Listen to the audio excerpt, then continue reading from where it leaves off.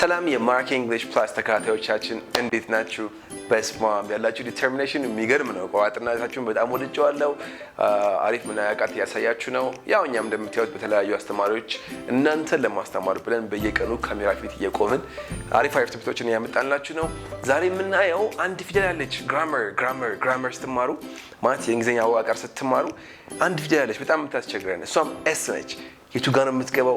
አንዳንዴ ከፊቱ እዚህ ጋር አፖስትሮፊ ነገር ይገባባታል። አንዳንዴ ከፊቱ፣ አንዳንዴ ብዙ ለማድረግ ትገባለች። በቃ እሱም በሙሉ በደንብ አድርጎ ሊያብራራላችሁ የተዘጋጀ አስተማሪ አለ። እሱም ዳናይ ነው። በደንብ ተማሩበት። ኖት መያዛችሁን አትርሱ። ኮሜንት ላይ ደግሞ ጥያቄ ካላችሁ ጻፉ። enjoy the lesson. all right, thank you አቢ። so አቢ እንደነገራችሁ ነው። አሁን ስለምንድን ነው ይዤላችሁ የመጣሁኝ? s the board is clean አንድ ላይ ቀስ ብለን እናየዋለን። አብራችሁን ቆዩ። let's talk about s. s is a very important letter, okay guys? so s ከነዚህዎች ጋር ነው የምናያት። noun plus s, verb plus s, s and the apostrophe የምንላት እቺን ነገር ነች። okay now አንድ noun s ከጨመርክለት ምን ያጋጥመዋል? or what happens to it when an s is added to it? መጀመሪያ what's a noun? noun መጠሪያ ነው፣ ስም ነው። okay noun ሁለት አይነት ሊሆን ይችላል። እሺ we have common nouns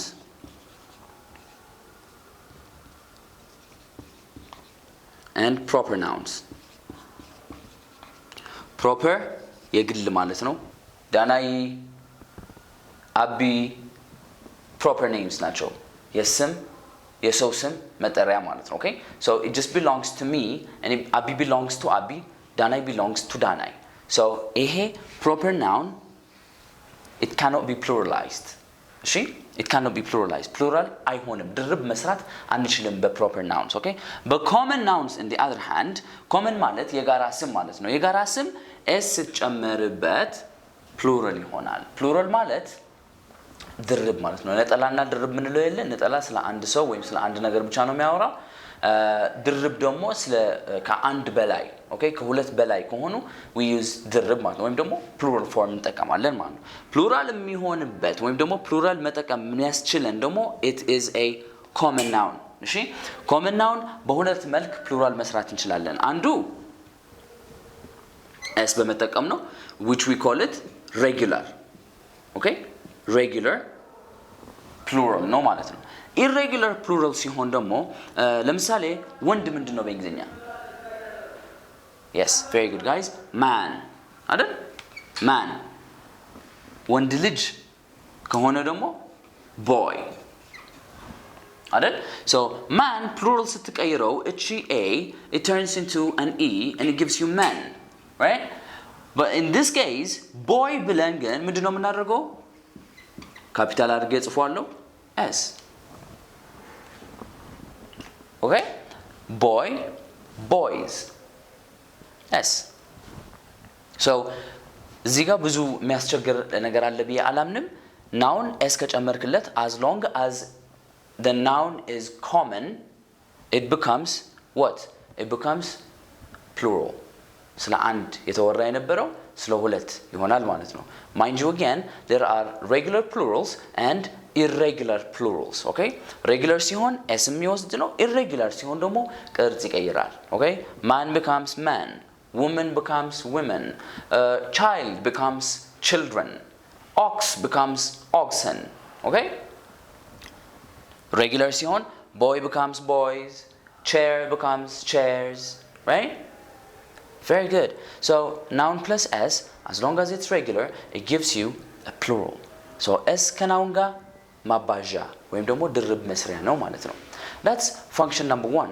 and then there's function number 2, verb plus s. so let's say we have I, you, he, she, it. okay so let's talk about the verb to do. I let's نروط, let's run. I run, you run, he, she, it runs. S again. Mind you, the first one was a noun, but these things here are what? Verbs. Run, eat, sleep, whatever verb. s ከወሰደ ወይም ደግሞ es ከወሰደ it turns into the third person singular. The third person singular. Very good guys. Now let's talk about the third person singular for a moment. መያዣ እንዲሆናችሁ ደግሞ እንዴት አድርጋችሁ መያዝ እንደምትችሉ የሆነ ትሪክ ቢያሰብኩት ነገር ላካፍላችሁ. Here we have I is what we call the first person.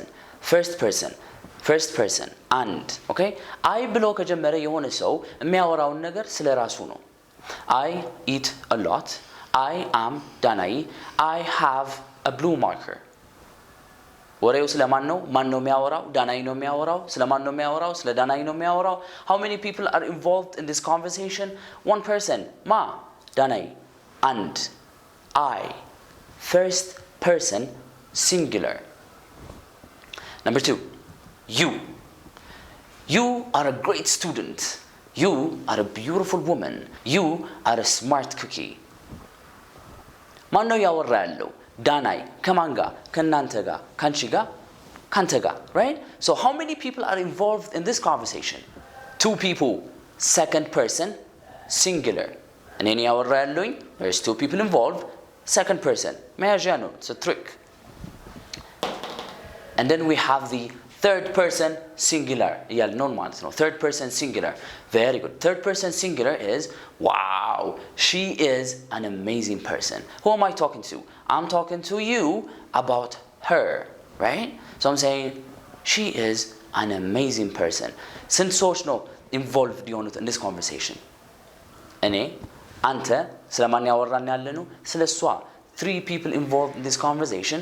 Third person singular. Yeah, just a couple of tricks I came up, so I hope they're useful. First person, second person, third person. Now, third person singular ስንጠቀም it always takes an s, okay? So it has he runs, she swims. S. It eats. Okay? He runs, she swims, it eats. S. Okay? But እዚህ ጋር የሆነች ነገር ልጨምርላችሁ. ፖዚቲቭ ሲሆን እንደዚህ ችግር የለውም. No problem, okay? So የኤስ ስራ እዚህ ጋር ምንድነው? ስለ ሌላ ሰው ያወራን እንዳለን ይነግረናል ማለት ነው. Okay? It tells us that we're talking about another person. Whether the person is here with us or not, it doesn't matter, but we are still talking about another person. So S እሱን ይጠቁማል ማለት ነው. ኦኬ ሂ ሺ ኢዝም ራሱ ይነግረናል ስለሌላ ሰው መሆኑ ግን ሁለተኛ ደና እንያዘው. ይሄም ካለ ይሄ ካለ we're talking about another person ማለታችን ነው. ኦኬ so ፖዚቲቭ ሲሆን እንደዚህ ችግር የለውም. it's a positive sentence, it's not a problem. ኦኬ ግን አይሮጥም፣ አትዋኝም፣ አይበላም ማለት ከፈለግን ግን ምን እናደርጋለን ነው ጥያቄ አሁን. when we turn it into a negative sentence on the other hand, he runs የነበረው he doesn't ወይም ደግሞ does not ያው ነው. this is a contraction, this is the long form. run. እዚህ ጋር የነበረች s አታስፈልግም አሁን. we don't need it anymore because it's already here. okay እዚህ ጋር አለች. so he doesn't ብለን ከጀመርን በቃ he doesn't runs የሚባል ነገር የለም. okay she doesn't swims የሚባል ነገር የለም. it doesn't eats የሚባል ነገር የለም. እንግሊዘኛ መደጋገም የሚባል ነገር አይፈቅድም, አይወድም. okay so here's what happens here. he doesn't run because we've already been told that we're talking about the third person እዚህ ጋር with the does not. okay another thing, similar thing, ጥያቄ መጠየቅ ስንፈልግ ይሮጣል ወይ ማለት ስንፈልግ ምንድነው የምናደርገው? does he run? okay no need for the s again because the s is here. very good. now ጥያቄ and negative መስራት ስንፈልግ we don't need the s anymore. but መጀመሪያ positive sentence ከሆነ after every verb you either add s or es, it depends. okay በዛም es የሚወስዱ እነማን ናቸው?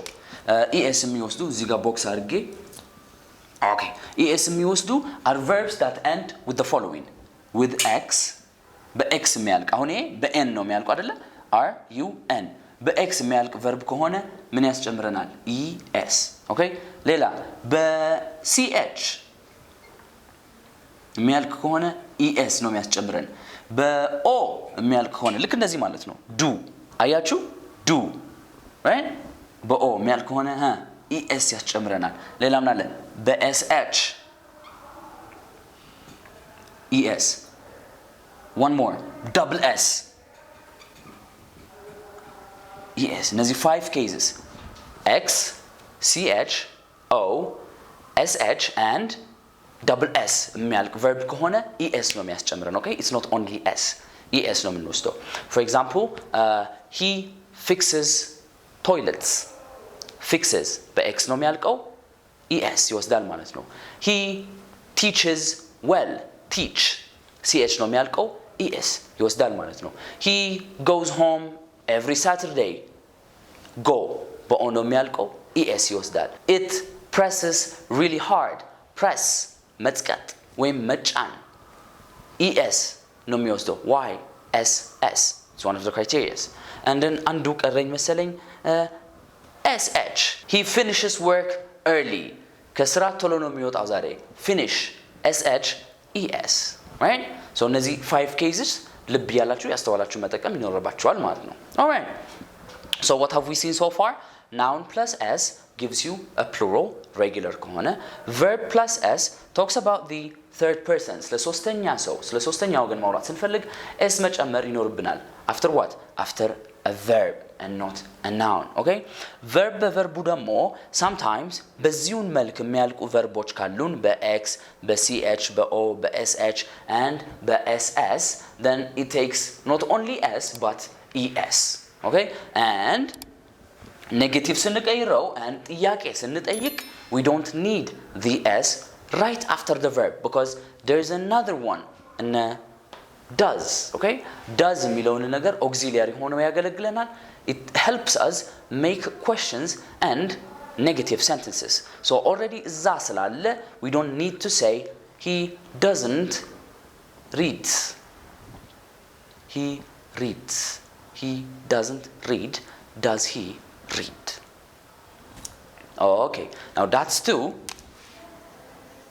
now let's go to number 3 s and the apostrophe this is where it gets interesting okay s with the apostrophe ብዙ ስራ ነው ያለው አንዱ contractions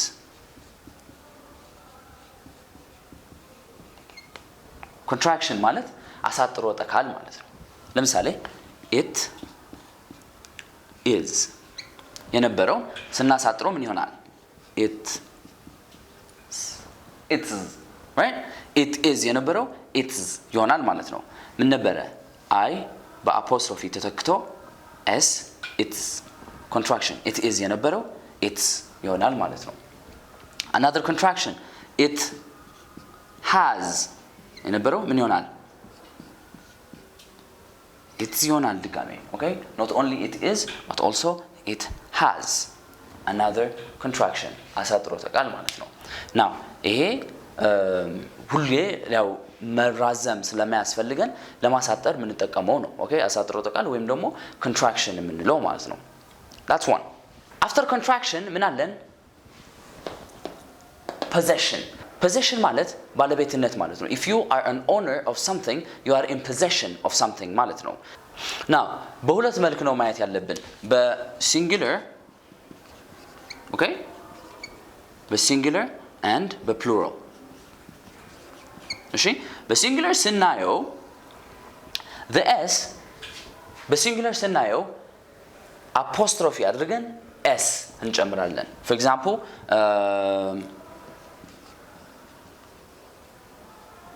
ዳናይ apostrophe s እናደርጋለን እዚህ ማለት ነው this is a singular noun ዳናይ is a singular noun so apostrophe አድርገን s ከapostrophe በኋላ ይገባል ማለት ነው ዳናይስ ምንድነው what do I own possession a car ዳናይስ car it is a singular noun the apostrophe comes here and then after it comes the s ዳናይስ car. Here's your noun plus apostrophe s. Okay? Plural ሲሆን ደግሞ cases አሉች. I'm going to show you 3 cases, okay? Okay, case number 1. Plural ስንል we're talking about 2 or more people, right? So let's take 2 people.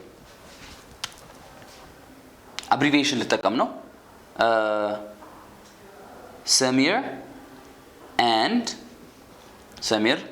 and ኤርሚ አድርገን እዚህ ጋር apostrophe s እናስቀምጣለን. So I told you 3 cases አይደለ? Case number 1 is when you have 2 people that you're talking about, you don't need to say, where do I write this? Samir's and ኤርሚስ ከዛ እዚህ ጋር ምነው እናስገባው? ቤት ይኑላችኋ house. Okay? Samir's and ኤርሚስ house አያስፈልገንም. Samir and ኤርሚስ apostrophe s ለሁለታቸውን ምን ያደርጋል? ያገለግላል ማለት ነው. That's case number 1. When you want to use it for 2 people or for 3 people, መጨረሻ ስም ላይ ያለው apostrophe s መክተት ብቻ ነው የሚኖርባችሁ ማለት ነው. Right? Then on to case number 2. የወላጆቼ ቤት ማለት ከፈለግን ወላጆቼ በእንግሊዘኛ ምንድን ነው? Parents. Okay? Parents. It's already plural. Not only it's already plural, it also ends with an s. Already plural ሆኖልኛል ማለት ነው። አጠቃልሎ አባቴና እናቴ ማለት ነው. Right? My parents apostrophe እዚህ ጋር አስቀምጥ የለ በቃ አለቀ. My parents house. My parents house. My parents house ካልክ የወላጆቼ ቤት ያልክ ትገኛለህ. But you don't need no another s እዚህ ጋር ሁለተኛው s አያስፈልግህም እዚህ ጋር ማለት ነው. Okay? Parents is what? Is a regular plural. Parent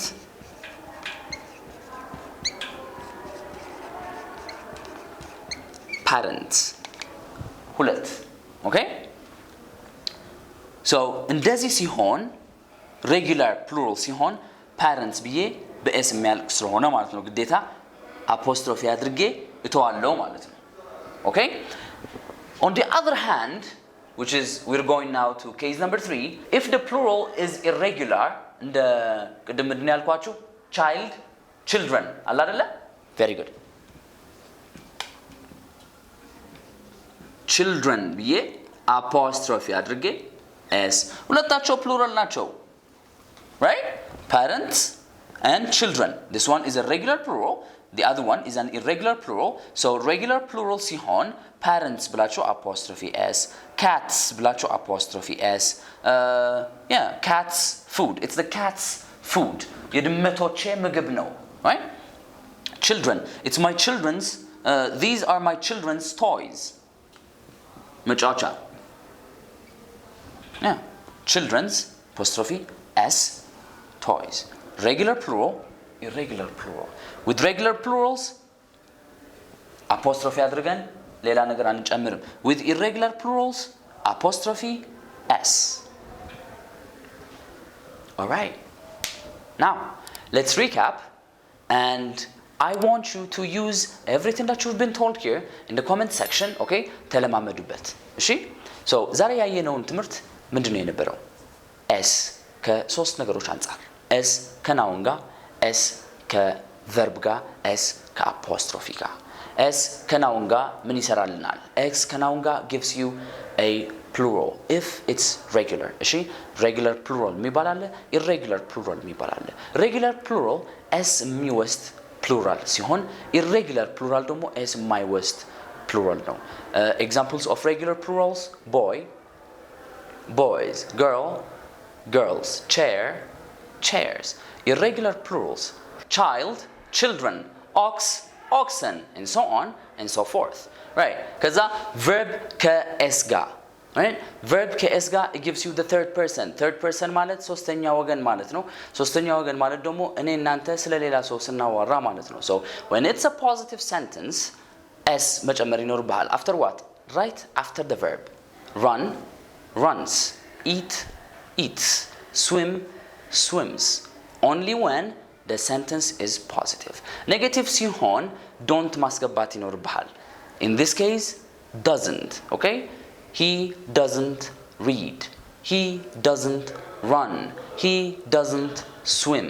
You don't need another s right after the verb because already ከdoesn't ጋር ተጣብቆ ይገኛል ማለት ነው right and then መጨረሻ ላይ ምንድነው ያየነው we went through s and the apostrophe s and the apostrophe s and the apostrophe መጀመሪያ contraction ብለን አይተናል contraction ማለት አሳጥሮተ ቃል ነው it is የነበረው it's it has የነበረው it's okay and then we went through possession right possession ማለት ባለቤትነት ነው ባለቤትነት ደግሞ በሶስት መንገድ አይተናል ከሲንጉላር ናውንስ ጋር ሲሆን ዳናይስ car ብለን አይተን ነበር apostrophe s የዳናይ መኪና well በፕሉራል መልክ ስናየው ደግሞ በሬጉላር ፕሉራል እና በኢሬጉላር ፕሉራል መልክ አይተነው ነበር በሬጉላር ፕሉራል መልክ ልክ እንደዚህ ተጽፎ እንደምናገኘው ሁለት ኬዝስ አሉኝ አንድ s ሰሚር and ኤርሚ apostrophe s ስናደርግ ሰሚርስ and Ermi's